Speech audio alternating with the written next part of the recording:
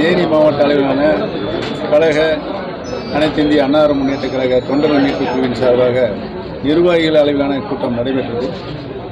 இந்த கூட்டத்தில் பல்வேறு கருத்துக்களை நிர்வாகிகள் மூலமாக கேட்டறிந்திருக்கிறேன். அந்த கருத்துக்களின் அடிப்படையில் நாளை மறுதினம் வெள்ளிக்கிழமை நடைபெற இருக்கின்ற மாவட்ட கழக செயலாளர் கூட்டத்தில் நான் அதற்கு உரிய பரிகாரங்களை தேடுவேன் என்பதை தெரிவிக்கிறேன்.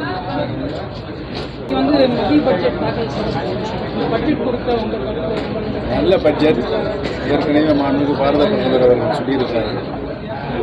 நாடாளுமன்ற தேர்தலில் வெற்றி பெற்று மூன்றாம் முறையாக மாண்புமிகு பாரத பிரதமர் பதவியேற்றவுடன் அடுத்து வருகின்ற 10 ஆண்டுகளில் அடைகின்ற இலக்கை நாங்கள் இந்த 5 ஆண்டுகளில் அடைவோம் என்ற கருத்தை சொல்லியிருக்கிறோம். இந்த கருத்தின் அடிப்படையில் இந்த நிதிநிலை அறிக்கை வந்திருக்கிறது. என்னுடைய வாழ்த்துக்களை தெரிவித்துள்ளேன். சிறப்பு நிதிகள் சில அடிப்படையில் கொடுக்கிறார்கள். அந்த அடிப்படையில் கொடுக்கப்பட்டிருக்கிறது.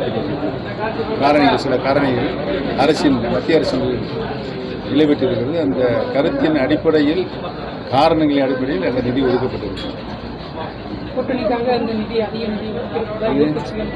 அது எதிர்கட்சிக்காரர்கள் சொல்கிற வாடிக்கையான கருத்து.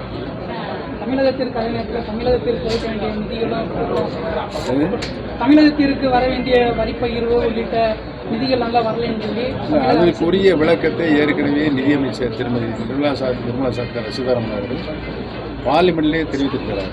எந்த அடிப்படையில் எப்படி நிதி ஒதுக்கப்படுகிறது அந்த அடிப்படையில் தமிழகத்திற்கு தேவையான நிதி, நியாயமான நிதியை நாங்கள் ஒதுக்கிறோம் என்று நாடாளுமன்றத்தில் சொல்லியிருக்கிறார்.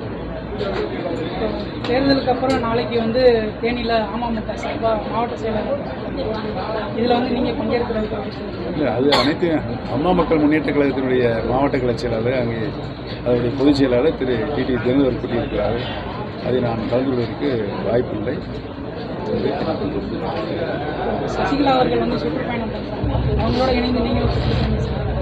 இணைந்து இப்போ அவங்க தானே தனியாக ஆதரவை தேடிக்கொண்டிருக்கிறார். அவருடைய இலக்கு எங்களுடைய எண்ணம் எல்லாம் ஒன்றாக தான். கட்சி இணைய வேண்டும் என்ற எண்ணத்தின் அடிப்படையில் அவர்கள் சுற்றுப்பயணம் செய்து கொண்டிருக்கிறார். ஏற்கனவே மாண்புமிகு சின்னம்மா அவர்களுடைய சுற்றுப்பயணத்துக்கு என்னுடைய இதயபூர்வமான வாழ்த்துக்களை தெரிவித்திருக்கிறேன். பீகாரில் வெள்ள நிதிக்கு 11,000 கோடி ஒதுக்கியிருக்காங்க. தமிழ்நாட்டில் அதே மாதிரி வெள்ள பாதிப்பு இது வரைக்கும் அரசாங்கங்கள் கேட்குற நிதியை ஒதுக்கீடு செய்யறதில்லையே.